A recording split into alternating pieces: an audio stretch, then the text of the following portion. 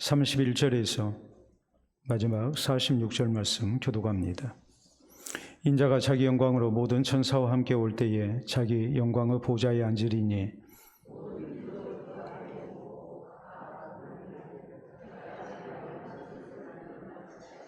양은 그 오른편에 염소는 왼편에 두리라.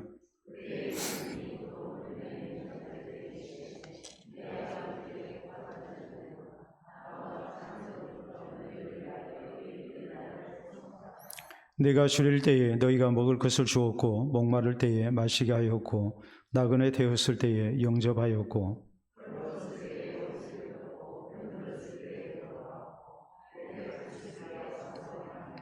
이에 의인들이 대답하여 이르되 주여 우리가 어느 때에 주께서 줄이신 것을 보고 음식을 대접하였으며 목마르신 것을 보고 마시게 하였나이까.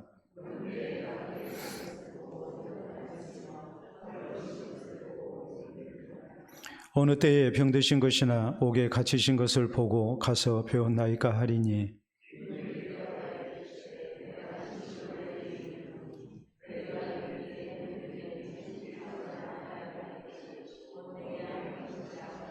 또 왼편에 있는 자들에게 이르시되 저주를 받은 자들아 나를 떠나 마귀와 그 사자들을 위하여 예비된 영원한 불에 들어가라.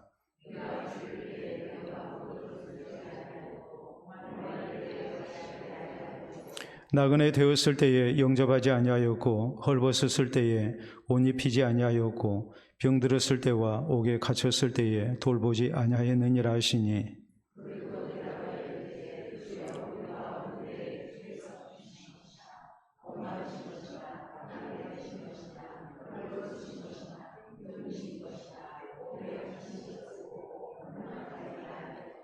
이에 임금이 대답하여 이르시되 내가 진실로 너희에게 이르노니 이 지극히 작은 자 하나에게 하지 아니한 것이 곧 내게 하지 아니한 것이니라 하시리니. 아멘. 오늘 마태복음 강의 123번째 시간입니다. 형법에 보면 이 죄에 대한 처벌을 할 때에 크게 두 가지로 분류해서 적용을 합니다.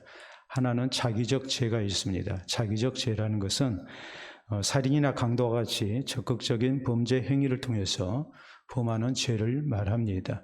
당연히 처벌을 받아야죠. 자기적 죄가 있는가 하면 다음으로 있는 죄가 부자기적 죄라는 게 있습니다. 부자기적 죄는 마땅히 해야 할 일을 하지 아니해서 죄가 되는 경우를 얘기합니다. 이런 경우는 그렇게 흔하지는 않죠. 우리가 예를 들자면 엄마가 아기를 낳아놓고 아기에게 의도적으로 젖을 먹이지 않습니다. 그래서 아이가 죽었습니다. 이건 죄가 되죠. 부자기적 죄가 됩니다. 내가 직접적으로 아이에게 어떤 물리적 힘을 가해서 아이를 죽이지 아니했다 할지라도 죽게 만들었다는 얘기입니다. 그런 환경을 조성했다는 것을 얘기하죠. 또 자녀가 물에 빠졌습니다. 부모가 그것을 보고 마땅히 도울 수 있는 방법도 있었고 또 시간도 있었습니다. 그런데 아이가 물에 빠져 죽도록 그냥 구경만 하고 있었습니다. 이런 것들은 내가 직접 죽이지 아니해도 살인죄가 적용이 됩니다. 부자기적 죄입니다.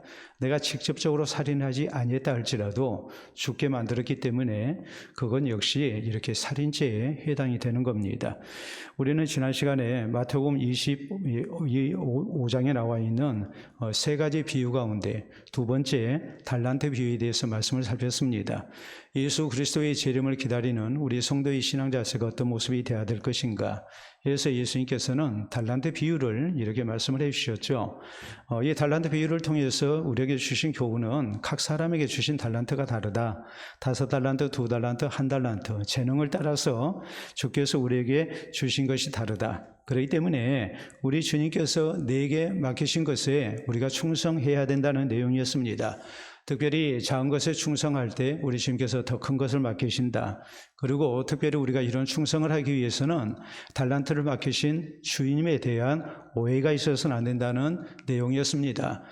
주님이 우리를 고생시키려고 우리에게 달란트를 맡기신 게 아닙니다. 우리를 복되게 하기 위해서, 상 주기 위해서 하신 거란 말이에요. 그렇기 때문에 우리는 자원하는 마음으로 기쁨과 감사 속에 또 즐거운 헌신을 해야 된다. 그래서 예수 그리스도의 재림 때 우리가 부끄럼 당하지 아니하고 칭찬 듣고 또 상을 받는 그런 충성스러운 주의 일꾼들이 되어야 된다. 이것이 우리가 지난 시간에 살폈던 두 번째 달란트 비유에 대한 내용이었습니다. 오늘 성경 말씀은 우리가 잘 아는 이 마태복음 25장에 나와 있는 세 가지 비유 가운데 이제 마지막 세 번째 비유, 소위 말하는 양과 염소의 비유입니다. 이 양과 염소의 비유를 우리가 이해하기 위해서 우리는 이스라엘에서 어떻게 목축을 하는지를 우리가 생각을 해야 됩니다. 자, 우리는 일반적으로 양은 양대로, 염소는 염소대로 기를 것 같은데 이스라엘에서는 그렇게 하지 않습니다. 양과 염소를 섞어서 기릅니다. 거기에는 중요한 이유가 있습니다. 우리가 생각할 때에 염소는 굉장히 활동적입니다. 활동적이기 때문에 또 어떤 활동을 하느냐 했을 때 가만히 있는 것을 못 봅니다. 열심히 움직이는 사람은 움직이지 않는 사람, 게으른 사람 그거 못 봐주지 않아요. 그렇기 때문에 염소는 굉장히 활동적인지라 뿔로 가만히 있는 양을 이렇게 받기를 좋아합니다. 양은 굉장히 이 정적인 그런 가축이거든요. 반면에 염소는 동적인 가축이에요. 움직이기를 좋아해요. 활동적이에요. 그러니까 양이 많이 먹고 그리고 움직이지 않고 가만히 있다 보면 소화불량에 걸려요. 그런데 염소가 이것을 보지를 못하고 이제 양을 뿔로 받습니다. 그래서 양이 억지로 움직이게 만드는 겁니다. 그래서 이제 소화를 시키는 거예요. 뿐만 아니라 이 염소는 그 뿔을 가지고 맹수와도 싸울 줄 아는 그런 가축입니다. 또 우리가 생각할 때 양은 어떠하느냐 했을 때 혼자 있지 아니하고 몰려다니는 그런 특징이 있습니다. 염소는 혼자 있는데 양은 몰려다닌단 말이에요. 그러다 보면 양이 어떤 경우 압사하는 경우도 있어요. 그렇기 때문에 개별적으로 활동하기를 좋아하는 염소가 양들 무리 속에 있어야만이 이것이 양들에게 좋은 결과를 가져옵니다. 그런데 항상 그렇게 놔두면 안 되겠죠. 방목을 할 때는 낮에는 함께 있게 하고 저녁에 우리에 가둘 때는 이제 따로 분리를 해놔야 양들이 편안하게 또 잠을 잘 수 있는 거 아니겠습니까? 이것을 배경으로 해서 나온 비유가 바로 오늘 성경 말씀에 나와 있는 양과 염소의 비유입니다. 자, 우리가 한번 사진으로 보도록 하겠습니다. 자, 여러분 저기 보면 염소가 있고 양이 있습니다. 근데 양이 굉장히 행복한 표정이에요. 양과 염소가 둘이 서로 사랑하는 사이 같아요. 둘이 굉장히 행복하잖아요. 얼굴 표정을 보면 그렇게 안 보입니까? 내 눈에만 그렇게 보이나요? 저 눈을 한번 봐보세요. 얼마나 행복해요. 우리가 보면은 그냥 웃음이 나오잖아요. 다음 사진을 보시게 되면, 자, 저렇게 양과 염소는 생김새도 좀 다르고, 양은 뿌리가 굉장히 날카롭게 이렇게 생겼잖아요. 자, 다음 사진 보도록 하겠습니다. 저렇게 양무리 속에 검정 그런 이제 색깔의 염소가 섞여 있습니다. 대략적으로 양 3마리에 염소 1마리 이렇게 3대1의 비율로 이렇게 섞어서 방목을 하는 것이 이스라엘의 목축입니다. 근데 오늘 여기 성경 말씀의 내용은 우리가 너무나도 잘 아는 내용이죠.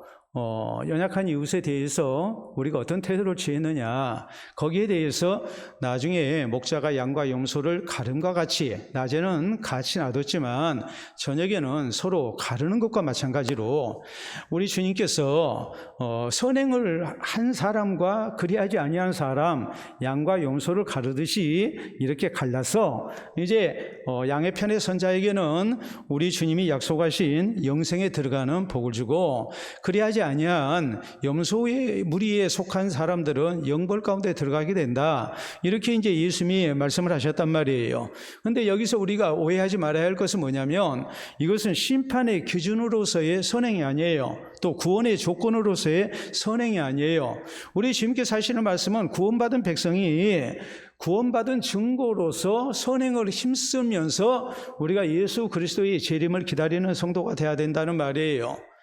우리 주님께서 달란트 비유를 통해서 우리에게 재림하실 주님에 대하여 내게 주신 달란트를 따라 우리가 충성하면서 기다려야 된다고 말씀을 하셨습니다. 그런데 오늘 양과 염소의 비유는 뭐냐면 구원받은 성도는 마땅히 우리 주님이 기뻐하시는 선행을 힘쓰면서 예수 그리스도의 재림을 기다려야 된다는 것을 말씀하시는 것이지, 우리로 하여금 구원받기 위해서 우리가 선행을 힘써야 된다, 이런 의미는 결코 아니라는 사실이에요. 우리가 디도스 2장 14절에 보면 성경은 하나님께서 우리를 예수 그리스도를 통해서 구원의 백성 삼으신 목적이 어디에 있는가, 거기에 대해서 선한 일을 열심히 하는 자기 백성이 되게 하게 하시고자 우리를 구원하셨다고 이렇게 말씀을 합니다. 그러니까 죄인된 우리를 예수 그리스도의 십자가의 대속 사역을 통해서 또 성령의 감동하심 가운데 우리로 하여금 예수님을 구주로 믿게 하셨습니다.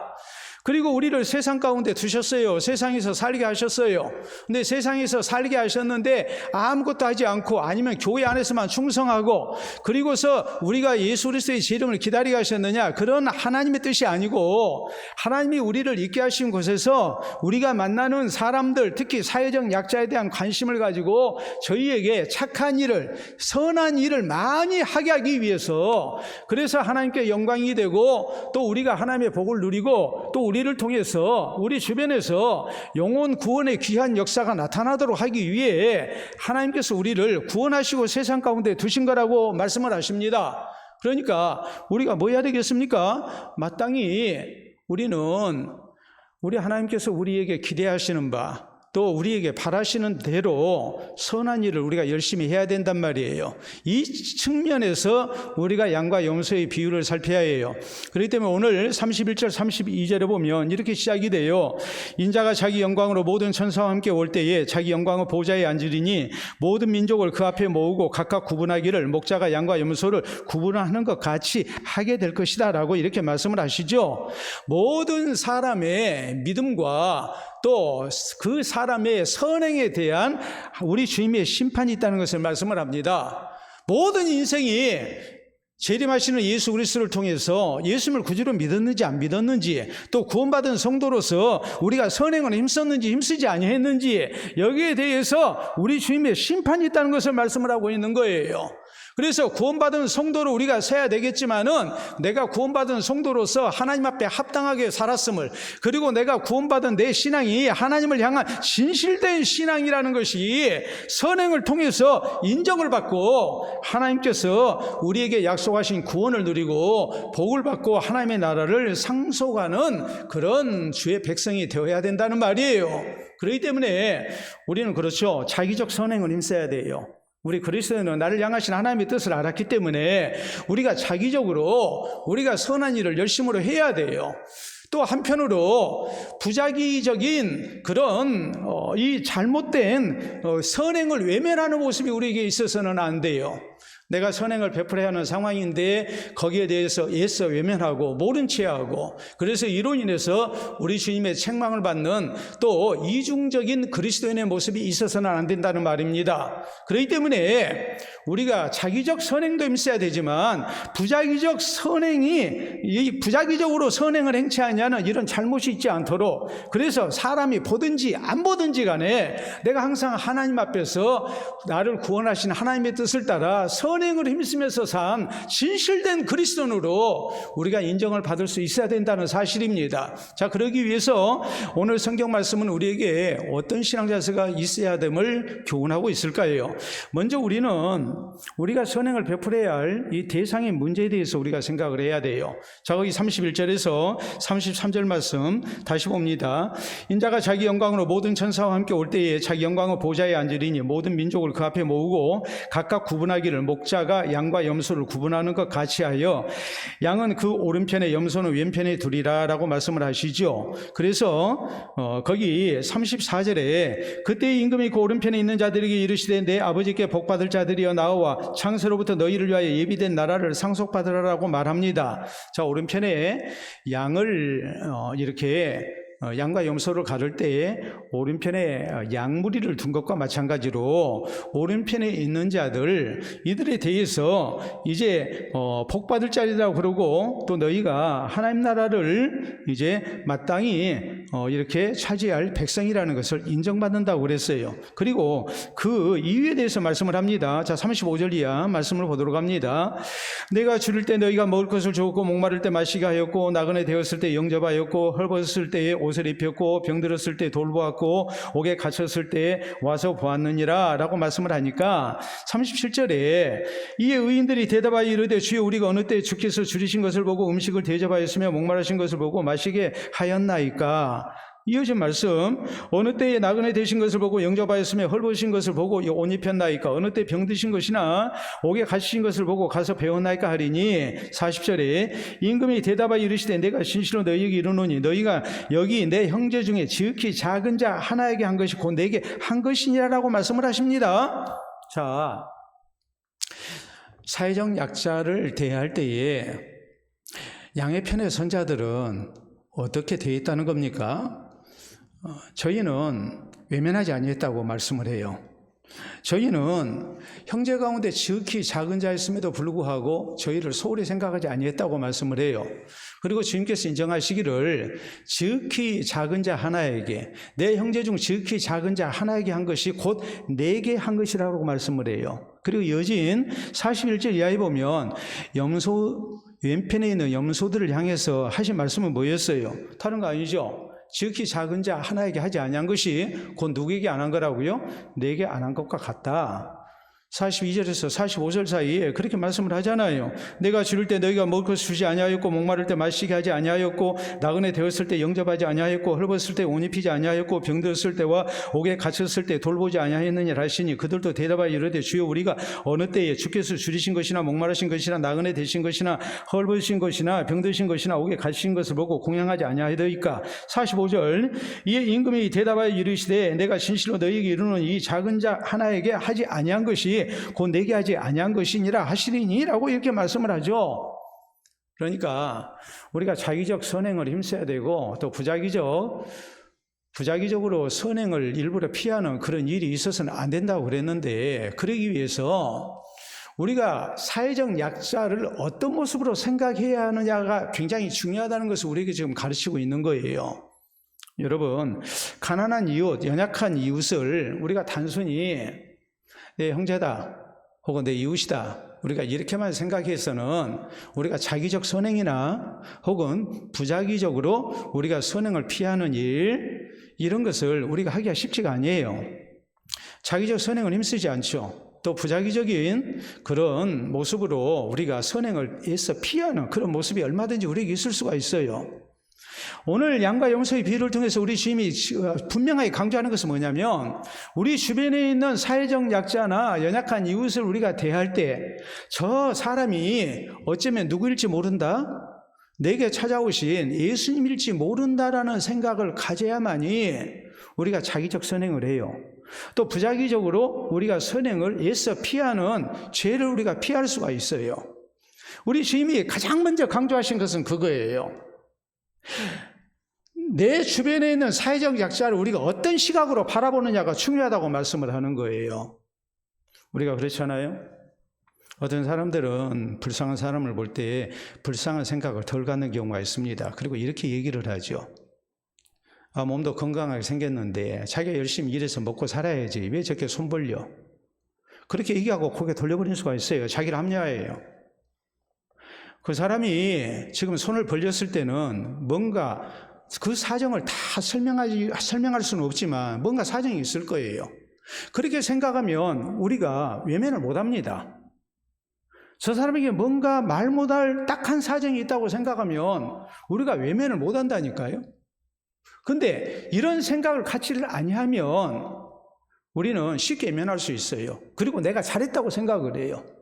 근데 우리 주님이 하시는 말씀은 우리 주변에 있는 헐벗고 배고픈 이웃들, 혹은 병든 이웃들, 혹은 나그네 된 사람들까지, 감옥에 갇힌 사람들까지 우리가 어떻게 생각을 해야 되느냐, 저 사람이 어쩌면 예수님일지 모른다라고 우리가 생각을 해야 된다는 사실이에요.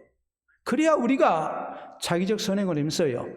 또 부자기적으로 우리가 선행을 외면하지 않는 그리스도인이 될 수가 있어요. 그렇기 때문에 우리의 연약한 이웃을 우리가 어떤 모습으로 바라보느냐라는 것은 굉장히 중요해요. 여러분, 성경은 히브리서 13장에 이런 말씀을 합니다. 아브라함과 롯이 부지 중에 천사를 대접을 했다. 길 가는 나그네였습니다. 길 가는 나그네 모습으로 하나님의 천사를 저희에게 보내셨어요. 또 하나님이 직접 오셨어요. 그런데 성경 뭐라고 말씀하십니까? 이런 사람을 모른 체하지 아니했습니다. 길 가는 나그네를 최선을 다해서 섬겼습니다. 먹을 것을 제공하고 쉼터를 제공합니다. 그래서 성경은 우리에게 뭐라고 말씀하십니까? 부지 중에 대접한 나그네들이 천사였다. 우리 주님이었다. 그렇기 때문에 너희도 형제 사랑하기를 계속하고 손님 대접하기를 잊어서는 안 된다. 알고서 섬긴 게 아니에요. 모르고 섬겼어요. 근데 그분이 천사들이었고 우리 주님이었어요. 요한일서 4장 20절에 보면 보는 바 형제를 사랑하지 아니하는 자가 보지 못하는 바 하나님을 사랑할 수 없다. 눈에 보이는 사람에게도 사랑을 베풀지 아니하는데 어떻게 눈에 안 보이는 하나님 우리가 잘 섬길 수 있느냐? 야고보서 1장 27절은 또 이런 말씀을 하십니다. 하나님 앞에서 정결하고 더러움이 없는 경건이 무엇인가? 우리가 경건이 과연 무엇일까? 정결하고 더러움이 없는 경건. 이 말씀의 의미는 진짜 경건이 뭐냐라는 거예요. 진짜 경건이 성경 말씀 많이 알고 교회 열심히 다니고 기도 열심히 하고 이것이 진짜 경건의 모습이냐? 예배 안 빠지고 항상 열심을 품고 하나님 앞에 나오는 것이 진짜 경건이냐? 성경은 그런 경건을 우리에게 말씀하는 대신에 행함 있는 신앙을 강조하면서 이렇게 말씀을 합니다. 곧 고아와 과부를 그 환난 중에 돌보고 또 자기를 지켜 새 속에 물들지 아니하는 것이라고 말씀을 하세요. 우리가 경건하면 당연히 자기를 지켜서 새 속에 물들지 말아야죠. 거룩한 그리스도인으로 우리가 살아야죠. 우리가 생각하는 것이나 가치관이나 우리의 말하는 것, 우리의 행동이 당연히 우리가 새 속에 물들지 말아야죠. 그게 경건한 사람이죠.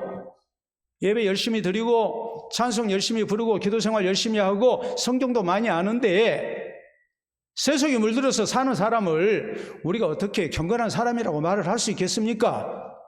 그렇게 말하지 않습니다. 그런데 그것만 우리가 갖춰야 할 경건의 조건이라고 말씀하지 않습니다. 고아와 과부를 그 환난 중에 돌보는 것이 경건이라고 말씀을 해요. 아무리 우리가 교회 생활을 열심히 하고 신앙생활 열심히 하고 말씀과 기도 가운데 거했다 할지라도 그리고 우리가 자기를 지켜서 새 속에 물들지 아니했다 할지라도 우리가 고아와 과부를 그 환난 중에 돌보지 않는 사람이라면 그건 하나님 보실 때 진짜 경건한 사람이 아니에요. 그렇기 때문에 우리가 사회적 약자들을, 우리 주변의 어려운 이웃들을 우리가 어떤 시각으로 바라보느냐는 것은 굉장히 중요해요. 중세시대의 최고의 영성, 예수 그리스도를 가장 많이 닮은 사람으로 인정받는 사람, 바로 프란시스라고 제가 여러 차례 말씀을 드렸습니다. 프란시스는 원래 귀족이었고 부자였습니다. 이 사람이 어느 추운 날 말을 타고 지나가다가 불쌍한 거지를 만납니다. 말에서 내려서 도와주려고 가까이 갔더니 놀랍게도 그는 나병 환자였습니다. 그는 피하지 아니했습니다. 부작위적으로 선행을 베풀 기회를 외면하지 아니했다는 걸 말해요. 자기의 옷을 벗어서 그에게 입혀줍니다. 근데 이 나병 환자가 이런 얘기를 합니다. 선생님 고맙습니다. 근데 선생님이 내게 옷을 입혀줬지만 그래도 춥습니다. 선생님 나 한 번만 꼭 껴안아 주시겠습니까? 그랬어요. 이 사람은 어떤 사람이라고요? 나병 환자.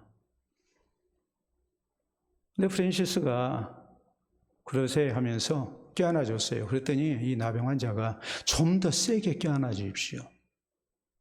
좀 더 세게. 더 세게 해달라는 거예요. 더 세게. 그러면서 이 나병 환자 얼굴을 봤더니 그가 알고 있는 예수님의 얼굴이 그의 얼굴에서 보이더니 사라져버렸어요. 이런 신비한 체험을 프란시스는 하고 난 다음에 자신의 귀족의 신분을 버리고 그는 모든 재산을 가난한 자들에게 나눠주고 수도사가 됩니다. 여러분, 정말 전설 같은 얘기라고 우리가 생각할 수 있습니다. 그러나 그게 전설이든 실화든 간에 우리에게 주신 교훈은 뭐겠습니까? 내가 만나는 사회적 약자, 내 주변에 있는 사회적 약자를 단순히 게으르고 젊은 날 열심으로 안 살아서 저렇게 빌어먹고 있다. 사회 기생충이다. 우리가 그런 식으로 생각해서는 안 됩니다. 그보다는 혹시 예수님이 저 사람의 모습으로 내게 나타나시지 아니했는가? 우리가 이렇게 생각하고 사회적 약자를 돌봐야 해요.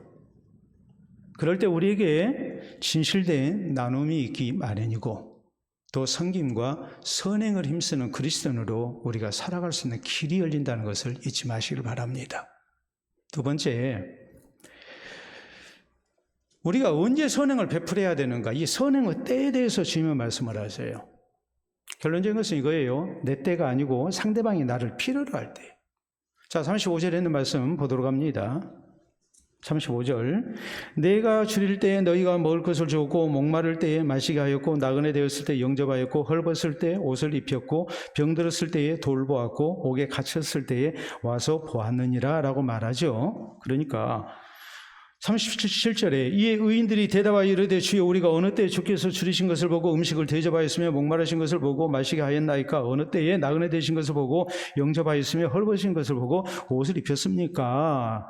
또 어느 때에 병드신 것이나 옥에 갇히신 것을 보고 와서 우리가 배웠습니까? 라고 이렇게 말을 했을 때에 임금은 이렇게 말합니다. 내가 진실로 너희에게 이르노니 너희가 여기 내 형제 중에 지극히 작은 자나에게 한 것이고 내게 한 것이다 라고 이렇게 말씀을 하죠. 반면에 말이에요. 염소편의 선자들 거기도 보면 내가 줄일 때에 너희가 먹을 것을 주지 아니하였고 목마를 때 마시게 하지 아니하였고 나그네 되었을 때 영접하지 아니하였고 헐벗을 때 옷 입히지 아니하였고 병들었을 때 옥에 갇혔을 때 돌보지 아니하였다. 그러니까 아니 우리가 언제 그랬습니까? 자, 여기서 우리가 잘 생각을 해야 돼요. 우리 주님께서 들려주신 이 비유의 핵심은 뭐냐면 내 형편이 헐벗고 굶주린 이웃을 도울 수 있는 형편이 돼가지고 내가 도왔다는 말이 아니에요. 지금 상대방이 사회적 약자가 지금 배고파요. 혹은 헐벗었어요. 혹은 병들었어요. 혹은 나그네 됐어요. 혹은 감옥에 갇혔어요. 목말라 해요. 그 사람의 그 형편을 따라서 그때 도왔다는 것을 말씀을 하고 있어요. 철저하게 내 중심으로 도운 것이 아니라 상대방 편에 서서 그에게 필요한 것을 공급했음을 지금 말씀을 하고 있는 거예요. 나 중심의 선행이 아니라 상대방 중심의 선행을 해야 된다는 얘기예요. 우리가 선행을 자기적으로 못하는 이유 혹은 부자기적으로 우리가 선행을 해서 외면하는 이유, 그 이유 가운데 상당한 이유가 뭐냐면 내 형편이 내가 사는 것이 뒷받침이 안 돼준다는 거예요.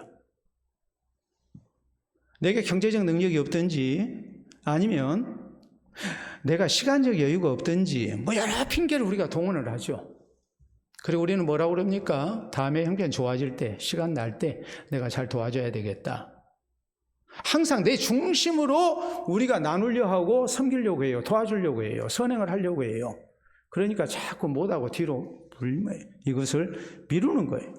외면하는 거예요. 자기적 선행을 힘쓰는 것이 아니라 부자기적으로 선행을 외면하면서 우리가 사는 거예요. 이것이 우리에게 문제지 않겠습니까? 여러분, 잠언 3장 27절 28절에 성경은 이렇게 말씀합니다. 내 손이 선을 베풀 힘이 있거든 마땅히 받을 자에게 베풀기를 아끼지 말며 내게 있거든 이웃에게 이르기를 갔다가 다시 오라 내일 주겠노라 하지 말며. 내가 지금 도울 수 있으면 상대가 요구할 때 그때 도우라는 거예요. 네? 상대방의 편에서 생각해서 도와주라는 거예요. 이걸 내일 내가 도와주겠다. 갔다 다시 와라. 그런 소리 하지 말라는 겁니다. 베푸는 거 아끼지 말라는 겁니다. 우리 하나님께서 우리를 사랑하셔서 예수 그리스도를 우리에게 주셨습니다. 그래서 우리가 구원받았습니다. 하나님께서 우리의 입장을 더 크게 생각을 하신 거예요. 이런 하나님의 사랑에 대해서 요한일서 4장 19절에 보면 우리가 하나님을 먼저 사랑한 게 아니고 누가 우리를 먼저 사랑하셨다고요? 하나님이 우리를 먼저 사랑하셨다. 우리 예수님께서 오병이의 표적을 나타내십니다. 오병이의 표적을 나타내실 때 그 되어진 당시 배경을 보면 예수님께서 먼저 이 무리들이 먹을 것이 없는데 어떻게 하면 좋겠느냐 먼저 물으세요. 그 차이가 있어요. 백성들이 우리에게 먹을 것 주시오 하고 요구를 먼저 한 게 아니에요. 배고픈 사람의 사정을 우리 주님께서 헤아리시고 저희에게 먹을 것을 주시는 거예요. 신실한 교회의 지도자였던 바나바가 자기 소유의 밭을 팔아서 교회 안에 어려운 사람들을 위해서 구제를 합니다. 사도들이 이야기를 바나바에게 당신 부동산이 좀 있으니까 그거 팔아가지고 구제연금 했으면 좋겠다. 배고픈 사람들이 이렇게 교회 안에 많지 않느냐. 그래서 했던 게 아니에요. 자기가 먼저 했어요. 마게도냐 교회가 흉년당한 예루살렘 교회를 위해서 구제연금을 합니다. 여러분, 예루살렘 교회가 야 우리가 흉년 들어서 배고프다. 우리가 너희에게 복음을 전해줬는데 너희가 우리한테 갚아야 할 거 아니냐. 우리가 영의 양식을 너희에게 줬으니까 너희는 우리에게 육신의 양식을 좀 공급해야 하지 않겠냐 해가지고 마게도냐 교회가 헌금한 게 아니에요. 사도들이 가르친 게 아니에요. 마게도냐 교회 성도들이 먼저 자원했어요. 예루살렘 교회 성도들이 흉년 들어서 배고파한다는데 우리가 헌금하고 싶습니다. 그래서 되어진 구제헌금이고 나눔 헌금이었어요.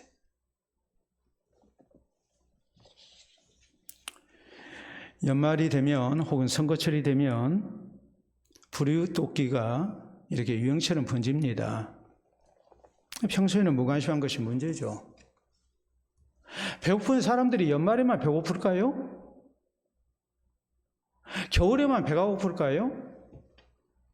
배고픈 사람은 1년 내내 배고파요. 겨울 되니까 특별하게 배가 더 고픈 게 아니에요. 그런데 우리가 불이웃 돕기를 하는 거 보면 대개 언제 합니까? 연말에 하죠. 무슨 행사처럼 해요. 그리고 정치인들이 이때 또 자기 이름을 내세우는 겁니다. 우리 대한민국 교회의 위대한 지도자였던 추기철 목사님이 계십니다. 이분에 대한 유명한 일화예요. 한 번은 길을 가다 거지를 만났어요. 근데 거지한테 대개 10전짜리를 줬는데 지금하고 화폐 가치가 다르죠. 근데 10전짜리가 없고 1원짜리만 있는 거예요. 다른 말로 얘기하자면 1,000원 주려고 했는데 1,000원짜리가 없고 5만 원짜리만 있는 거예요. 주어지겠어요? 안 주어지겠어요? 5만 원짜리 절반 찢어가지고 절반 주겠습니까? 4분의 1을 나눠가지고 4분의 1 주겠습니까? 그러니까 목사님이 몇 번 만지다가 아무래도 내가 저 거지한테 1원을 주는 것은 너무 큰 돈이다 이렇게 생각을 하고 그냥 외면을 했어요. 그리고 마음속으로는 내가 다음에 만나면 꼭 줘야지. 그리고 그냥 지나쳤어요. 부자기적으로 선행을 힘쓰지 않은 거예요. 대신에 마음속으로는 자기적 선행을 내가 해야 되겠다고 결심한 거예요. 내가 다음에 만나면 꼭 내가 먼저 줘야 되겠다. 근데 집에 가서도 마음이 편치가 않은 거예요. 여러분도 그런 경험 분명히 있으실 거예요. 다음날 목사님이 목욕을 하러 갔습니다.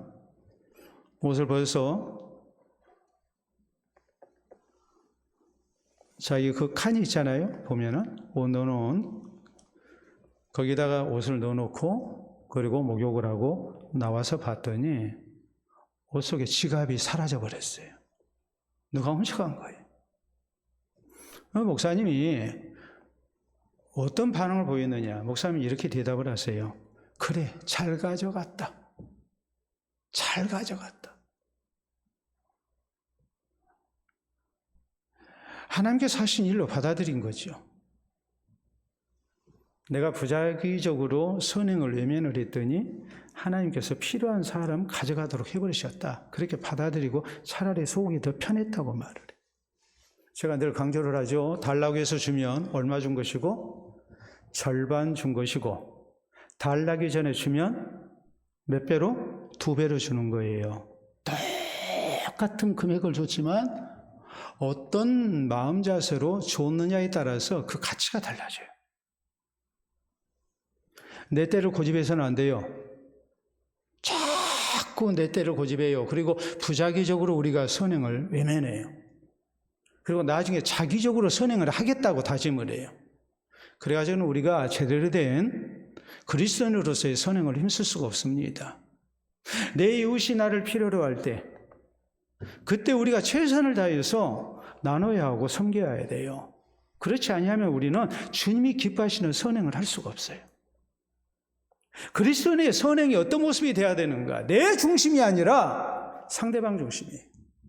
사회적 약자 중심으로 우리가 필요할 때 나눌 수 있는, 섬길 줄 아는 그런 선행을 우리가 힘써야 됩니다.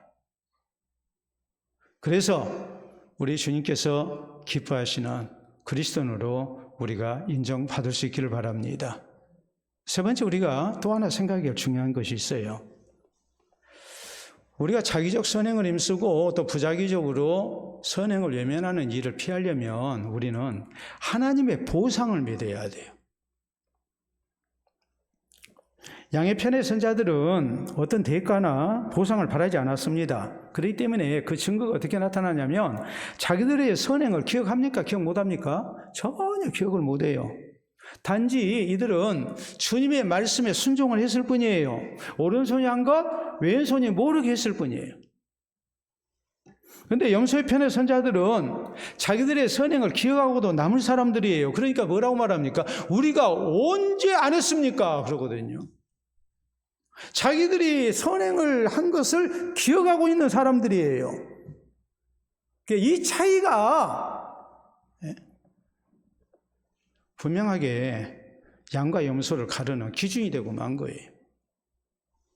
양의 편의 선자들은 주의 말씀을 따라서 내 주변에 있는 약자들을 돌보고 나누고 섬기고 하면서 그것을 기억을 하지 않습니다. 근데 염소 편의 선자들은 내가 만약에 가난한 사람을 돕고 뭐 했다면 그거 다 일일이 기억할 사람이란 말이에요. 그러니까 언제 우리가 주님을 안 섬겼습니까? 아마도 이들은 교회 안에서 그럴듯하게 내 이름을 나타내는 자리에서는 열심히 했을 거예요.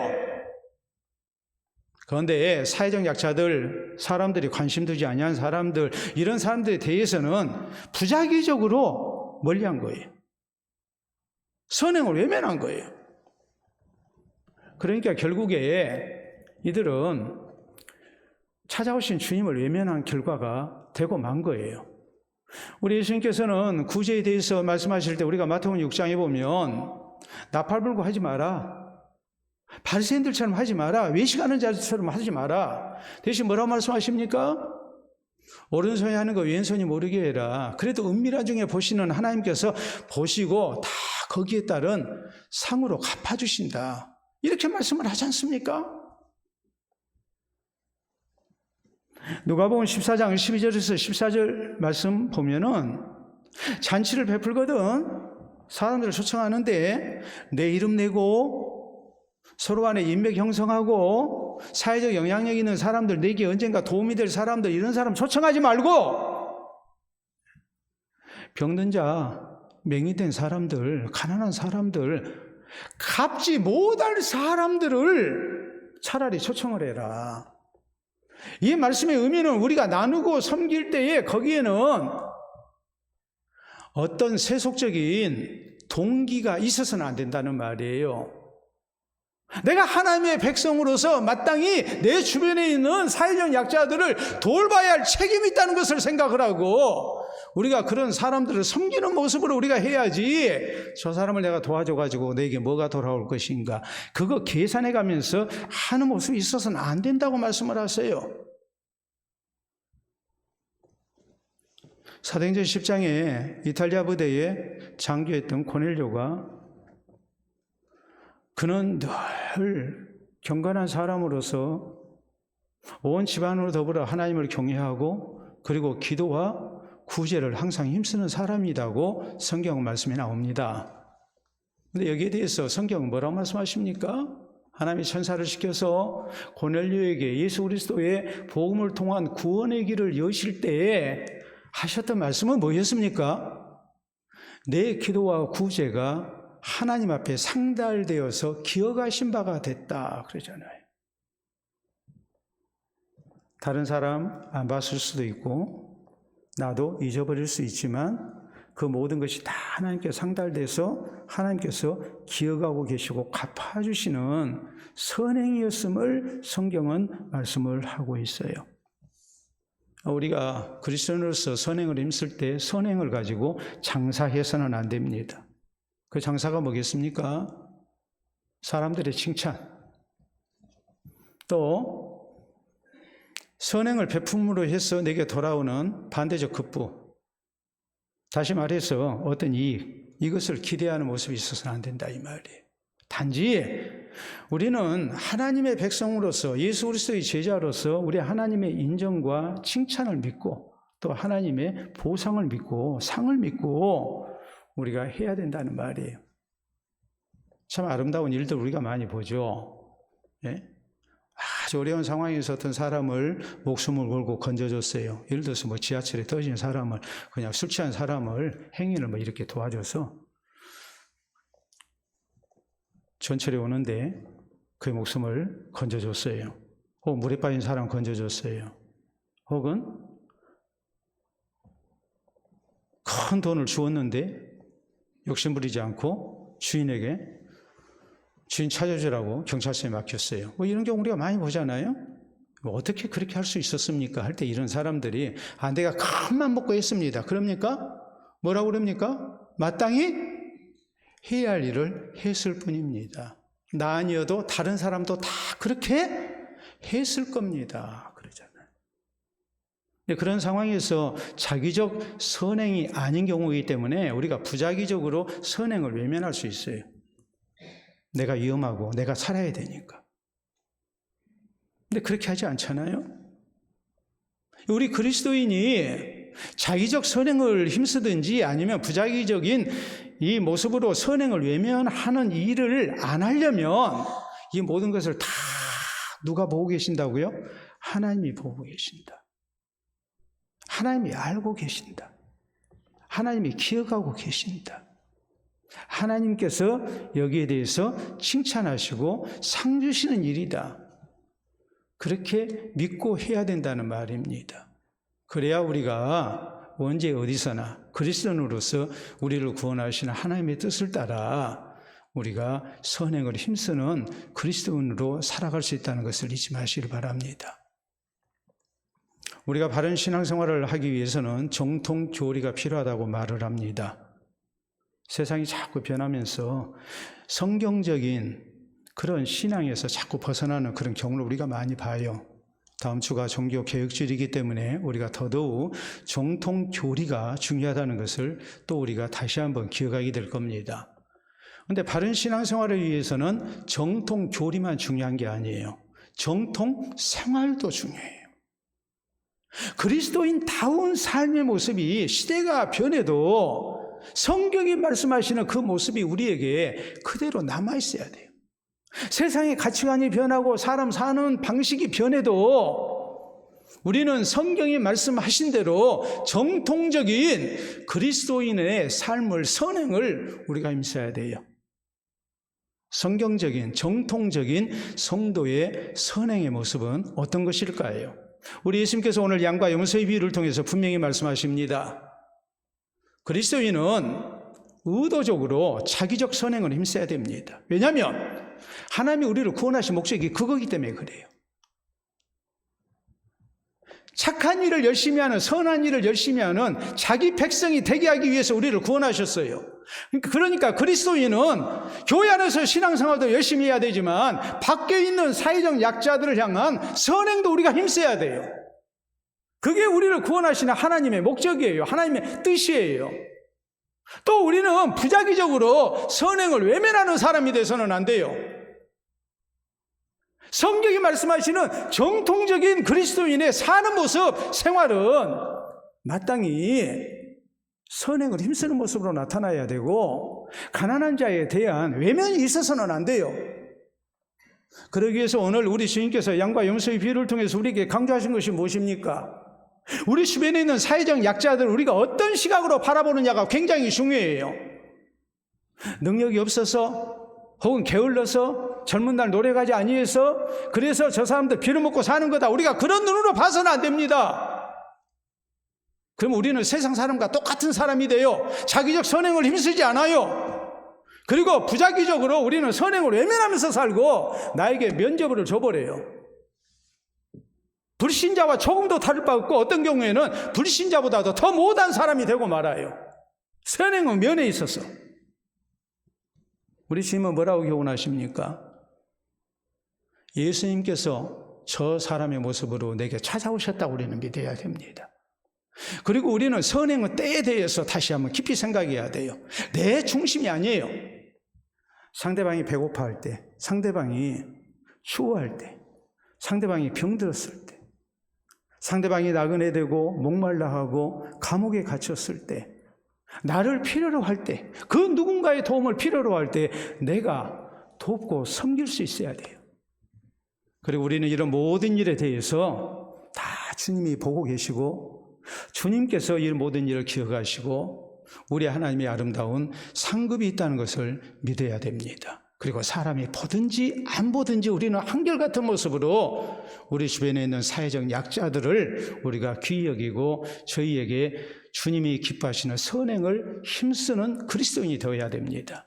이 모습으로 우리가 우리 주님 바라시는 진실된 그리스도인, 나누고 섬기는 그리스도인으로 우리가 살아서 우리 주님께서 오늘 말씀하신 대로 지극히 작은 자 하나에게 한 것이 곧 내게 한 것이다라고 칭찬하시고, 내 아버지께 복받을 자들이여 나와 창세로부터 너희를 위하여 예비된 나라를 상속받으라고 이렇게 말씀해 주시는 아름다운 그리스도인으로 우리가 설 수 있기를 바랍니다. 기도합니다.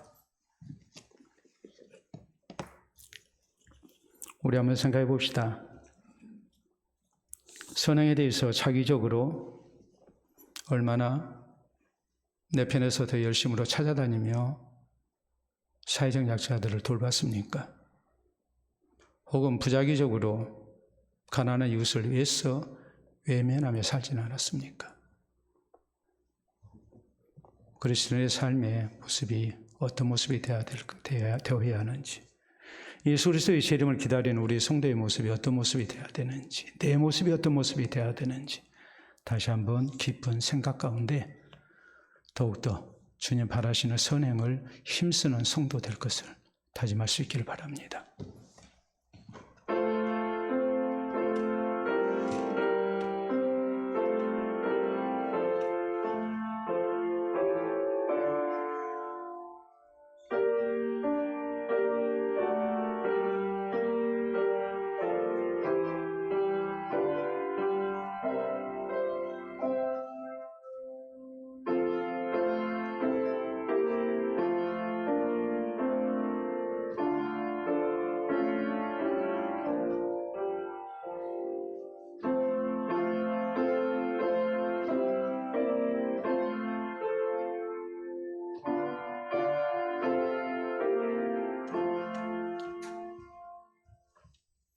자비로우신 우리 아버지의 은혜를 진심으로 감사합니다. 스스로 구원받을 수 없는 우리를 주께서 불쌍히 여기시사 예수 그리스도를 통하여 구원의 자녀 되게 하시고, 또 우리를 하나님의 동역자 되게 하시사 세상 가운데 우리 주의 사랑을 증거하며 또 연약한 이웃들을 돌보며 사는 그리스도인 되도록 우리를 붙들으신 것을 진심으로 감사합니다. 주께 받은 바 그 크신 사랑을 기억하며 우리도 연약한 이웃들을 우리가 외면하지 않고 저희를 적극적으로 도우며 우리가 함께 더불어 살아가기를 원합니다. 주신 말씀대로 구원받은 그리스도인으로서의 선행이 늘 우리 가운데 있게 하시고, 우리 주를 섬기며 또 우리 주님을 기쁘시게 하는 우리의 선행이 되도록 도와주시옵소서. 이를 통하여 주께서 기뻐하시는 더불어 살아가는 세상을 만들게 하시고 예수 그리스도의 사랑이 더 많은 사람들에게 전파되게 하시사 저희도 구원 아름다운 백성 되는 역사가 있게 해주시옵기를 원합니다. 사랑하는 성도들, 항상 연약한 이웃을 볼 때마다 내 주 예수 그리스도를 기억하게 하시고 우리가 주를 섬기는 마음으로 저희를 사랑하고 돌볼 수 있기를 원합니다. 이 모든 모습들이 우리 하나님 앞에 합당한 모습 되게 하시고 우리 주님 사랑하시는 모습이 되게 하시고 주 앞에 설 때 칭찬 듣는 아름다운 모습이 되게 해 주시옵소서. 이 모습으로 한평생을 살게 하시고 다시 오실 예수 그리스도를 기다리게 하시고 또 주님 앞에 설 날을 준비하는 우리 모두 되게 하시사 마지막 때 부끄럽지 않도록 오히려 주님 앞에 칭찬드리며 우리를 위하여 예비된 영원한 나라를 상속받는 우리 모든 성도들 되게 해 주시옵소서. 예수님 이름으로 기도하옵나이다. 아멘.